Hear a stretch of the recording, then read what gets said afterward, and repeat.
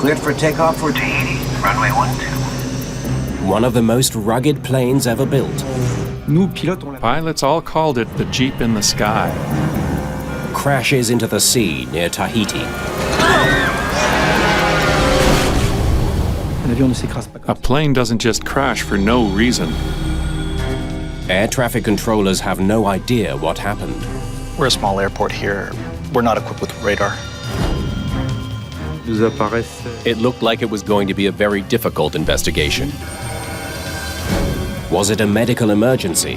The pilot might have had a physical breakdown. An act of sabotage? No!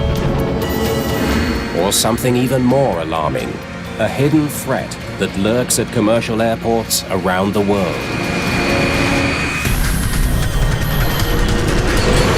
Mayday, Mayday.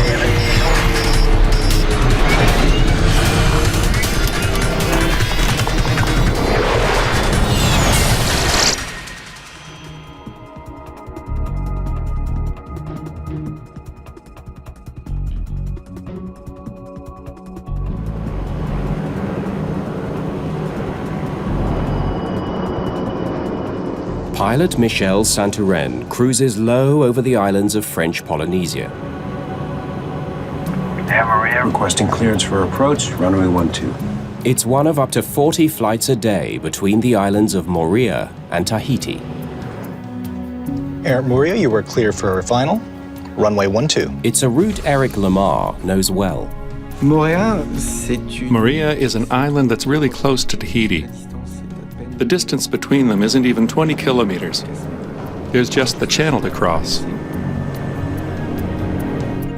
Tahiti and Moorea are two of more than 100 islands that make up French Polynesia, halfway between Australia and South America. Pristine beaches and lush mountain peaks attract thousands of tourists a year. Air Moorea specializes in the short flights that provide a vital link between the islands. Air Maria and its planes were really part of the daily landscape for the Polynesians. People working in Tahiti and living in Moorea.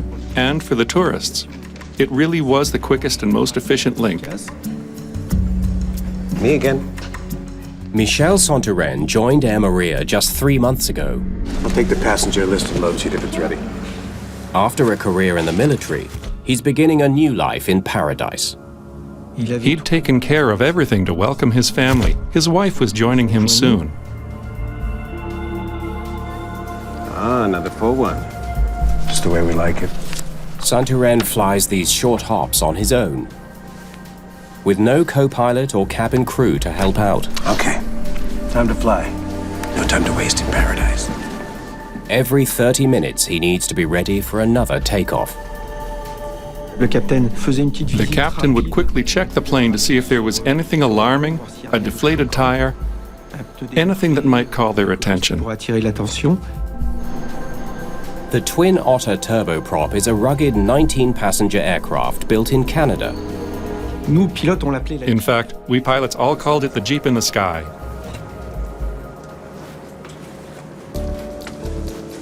Nice shirt. We would greet the passengers quickly and reboard. You see. It was very, very short, let's say. How you doing? Just put the luggage in the seat in front of you. Beautiful day to fly. After less than 15 minutes on the ground, Santoren is ready to go again. Tower, we're ready to taxi. Air Maria, you are cleared for takeoff, runway 12. Cleared for takeoff for Tahiti, runway 12. The Twin Otter has little automation. Santoren flies this plane by hand. The majority of modern commercial planes are loaded with help for the pilots. Electronics, screens. But on this type of plane, you have the pleasure of handling the plane and fully controlling it.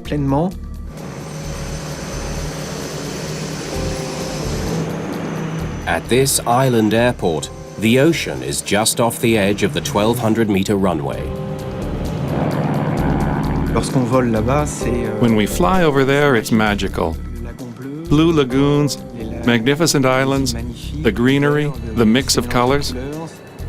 It's certainly paradise. Vacationers get to watch the regular takeoffs and landings. The flight is one of the shortest on Earth, just 7 minutes from takeoff to touchdown.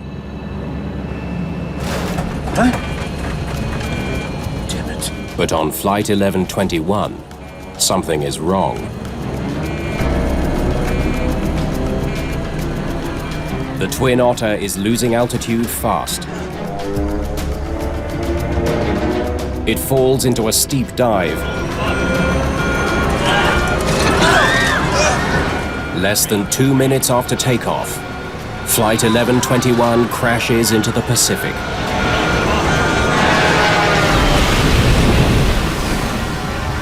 Oh my God!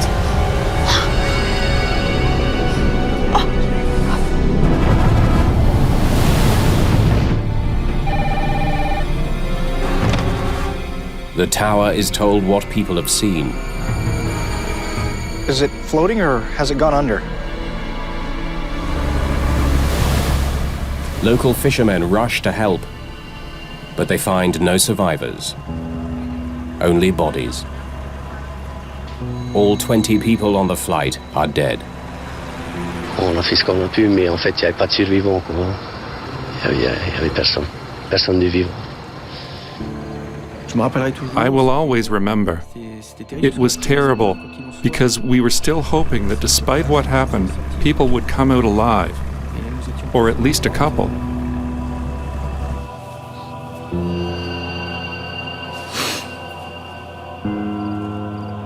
The disaster touches nearly everyone in the tiny island community. In Polynesia, everyone knows each other. Everyone is someone's cousin or knows their family. So people were hit very hard by this accident. The Air Maria fleet is grounded when pilots refuse to fly the Twin Otter until they know what caused the crash. A plane doesn't just crash for no reason. It was either due to pilot error or a mechanical problem. So before continuing to fly, we asked that the whole fleet be checked out.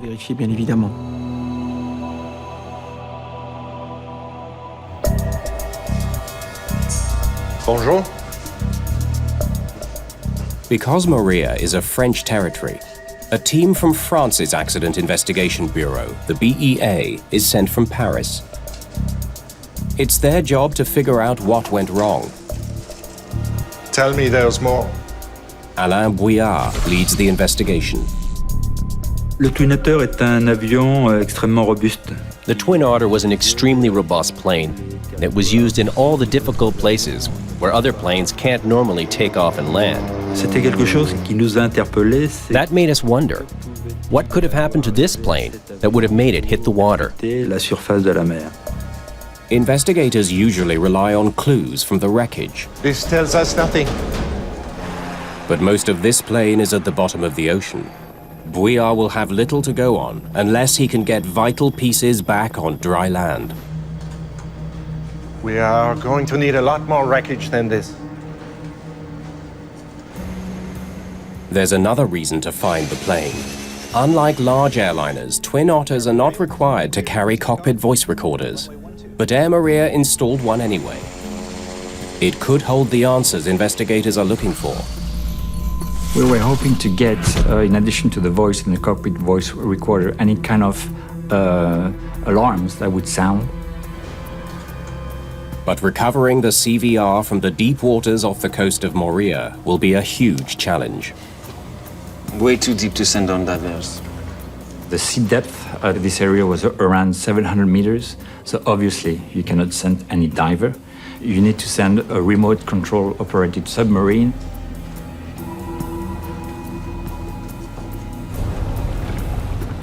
Investigators arrange for a ship equipped with a remote-controlled submersible to assist in the recovery, the Ile de Ré.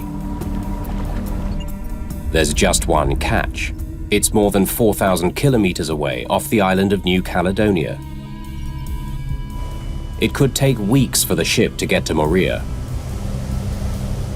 Flight 1121 CVR is equipped with a locator beacon, or pinger, but the battery that powers it will only last 30 days. We try to send that recovery ship as soon as possible and within the 30 days of the battery life of the pinger. C'était quelque chose qui nous apparaissait. It looked like it was going to be a very difficult investigation if we couldn't recover the cockpit voice recorder. De conversation du cockpit. Meanwhile, investigators talk to the controller at the airport. A radar track could provide some clues about what brought the plane down. The first evidence that we like to get when the investigation starts, of course, is a sense of the trajectory, the last departure point and the impact point. So we try to get this type of information. But they're not going to get what they hope for. We're a small airport here. We're not equipped with radar. It's yet another setback. When we discovered that we did not have any radar data, we were slightly disappointed in the sense that we knew it was going to be harder to recreate the trajectory of the aircraft.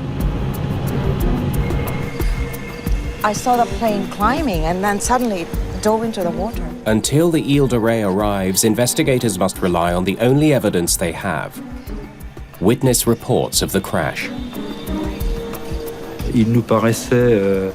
We thought it was critical to gather all the eyewitness accounts to help us understand what happened. Comprendre l'événement. Most of the witnesses were either on the beach in Moria or on the boats fishing. All of them stated that they saw the aircraft climbing normally.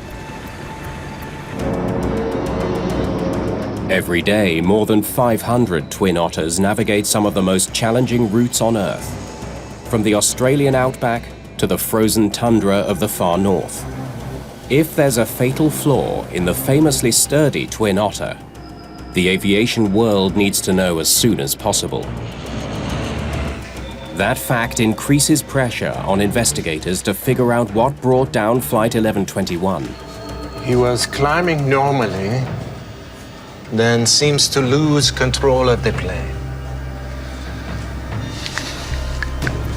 Maybe it was their weight. When you have a weight and balance issue, you usually have your troubles right after takeoff. Calculating the weight of cargo, passengers, and fuel correctly is critical on small commuter planes. Getting it wrong can be deadly, as a crash in the United States demonstrated in 2003. US Airways Express Flight 5481 departs from Charlotte, North Carolina. Just 30 seconds after takeoff, the pilots lose control of their Beechcraft 1900. The commuter plane plummets to the ground, hitting an airport hangar and killing all 21 people on board. Investigators discover the plane was dangerously overloaded, more than 250 kilograms over its maximum allowable takeoff weight. The crew used incorrect estimates for passenger and baggage weight. It's very important to know the weight of your aircraft before you take off. And therefore, we did investigate this issue very, very soon into the investigation. 19 passengers with fuel and cargo. The BEA team checks the load and balance sheets from the Air Moria flight and finds no issues. We found out that everything was within the manufacturer's limits. They should have been fine. Whatever brought down the plane, it had nothing to do with weight.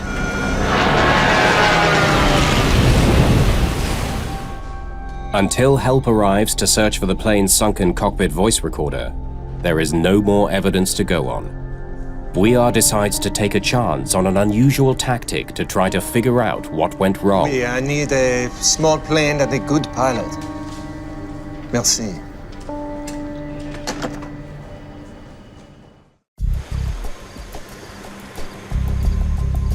Above the island of Moria, Alain Bouillard takes an unusual flight aboard a small commuter plane.